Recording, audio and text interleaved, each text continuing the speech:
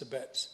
I want to move on to now an area that is having some contrasting views put about in the public at the moment, and that is the role of electronic cigarettes, perhaps badly named cigarettes, but anyway, nonetheless, that is the case, and the issue of harm reduction. Over the last few decades, it has become increasingly clear that while population smoking rates have been declining, some groups, in particular the poor, the disadvantaged and those with mental health problems, for example, were being left behind. There are the groups with the highest levels of nicotine addiction who find it hardest to quit. At present, the most popular source of nicotine, the cigarette, is by far and away the most hazardous and addictive. In response to this tobacco harm reduction, approaches have been developed in the UK in order to find ways of giving those smokers unable to quit access to alternative, less harmful forms of nicotine. We are in the forefront in the world in developing such an approach. Current smoking cessation programs do use nicotine replacement therapy, but they also use non-nicotine-based approaches such as psychotherapy and other pharmaceutical products as well. Whilst there has clearly been success with these products, they do predate the advent of electronic cigarettes as a major consumer product. Electronic cigarettes are now widely on sale and have become the most popular tool used by smokers to help them quit. There is growing evidence that they're effective aids to quitting and are used by around 2.6 million people, smokers at the moment, primarily to help them quit or prevent them from relapsing back into smoking. And while concerns have been raised about their use by young people and never smokers, this has not been found to be the case. Indeed, use by adults who have never been regular smokers is very rare, and while there are a growing number of young people under 18 who have experimented with electronic cigarettes, regular use is almost exclusively limited to young people who are current smokers or who have experimented with smoking in the past. More worryingly, I think, Mr. Betts, is that evidence from ASH indicates that public increasingly have false perceptions of the harm from electronic cigarettes.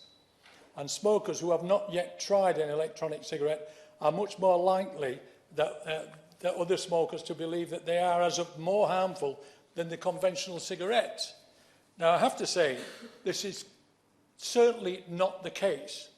A recent groundbreaking review by Public Health England, which was published, I think it was in August of this year, found that they are 95% safer than smoking tobacco and recommended that health providers and stop smoking services took a more proactive approach in supporting smokers who want to use electronic cigarettes to quit smoking. And I have to say, for 50 years we've known now that it is not the nicotine in cigarettes that does the damage to people, but it's the tobacco and the contaminants in the tobacco. And yet some people, including in the medical field as well, some people are talking these down as if they are as dangerous as cigarette. 95% gives us 5% of wriggle room because I don't think that's been tested or proven at this stage. It could be far higher than that. But this product is a way of taking nicotine into the system that does not do the damage that is done through tobacco. I believe a large part of the delay in their rollout has been due to the fact that they were really not developed in the UK or not developed through traditional methods in National Health Service labs. I just wish they had been, and I think that some people in the NHS and some practitioners, medical practitioners who work in the NHS would have a different attitude to this product if they had been. The regulatory system in place are not used to this sort of organic growth that's coming in from outside. I think that's true to say. But however, the MHRA's new approach to licensing e-cigarettes is a welcome step. To my knowledge, the MHRA is the only medicines regulator in the world to license an e-cigarette. This happened earlier this month, and they will potentially become a major part of smoking cessation programs. Unfortunately, there are high costs of putting these products through the MHRA, and through conversations with British suppliers, it is clear that the licensing costs are very prohibitive for smaller manufacturers if they want them to be a medicinal product. This is obviously a major block, as it were, and people are arguing now, well, the only people who are putting them through the MHRA at the moment are the tobacco companies. Well, that may be because they've got money. to be able to put them through at this stage. But I just want to say this, that I'd sooner a tobacco company spend money on putting these through the MHRA and gets them into smoking cessation clinics than selling cigarettes that kill prematurely 50% of the people who use them. And it seems to me we should take our heads out of the sand and just look at what the potential for this product is to get everybody off cigarettes and away from this very damaging thing that happens to their health.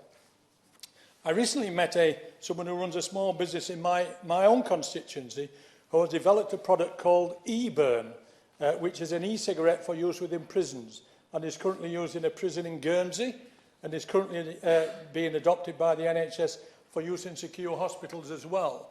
This is the innovation that's taking place out there. I've not tasted this product. I don't know it from any other.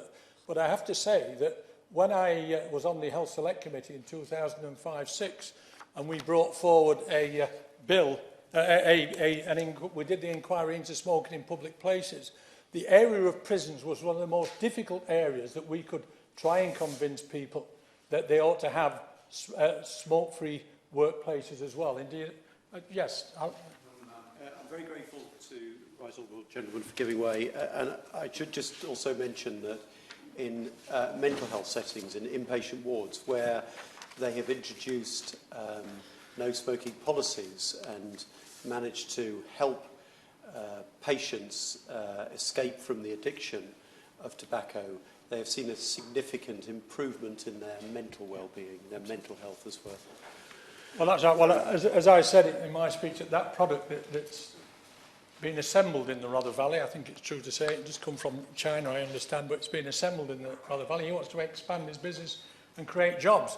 I want to encourage him on the basis of creating better health if these products are being used in these institutions, both in mental health institutions and prison as well. I mentioned the 2005-06 report because we had great difficulty as a Health Select Committee at the time, which I chaired, great difficulty convincing people who ran institutions that smoke-free workplaces should be as much for people inside our prisons and secure hospitals as it was. But you know, one of the arguments they put to us at the time, well, the major issue wasn't just about that, but it was also about taking them off. It was about controlling prisons. I now see that we've got a situation where from the beginning, in January the 1st, we're banning smoking in all Welsh prisons and in selected English prisons as well. You could loosely call these non-traditional environments. And I have to say that whilst it took a long time, we were told when we were doing that inquiry in 2005-06 that they said they were going to bring, the prison service was going to bring things forward within 3 months of us completing.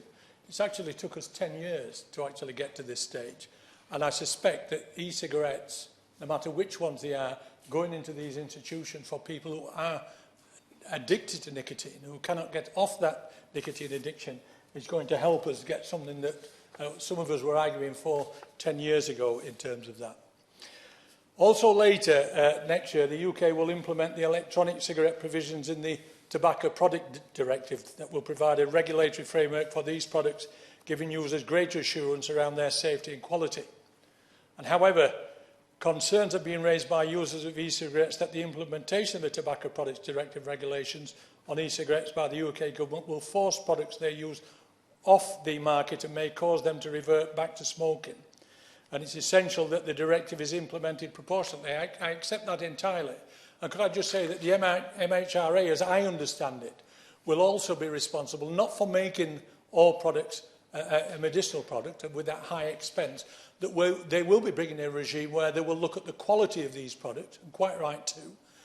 We want to know if people are buying these products on our high streets, in shops or whatever, that what it says on the packet, that is what is in there, and people should know exactly what they are using. So I agree with that, and I just hope that the government will ensure that the regulation of electronic cigarettes is proportionate and maximises the benefits to smokers whilst minimising the risks.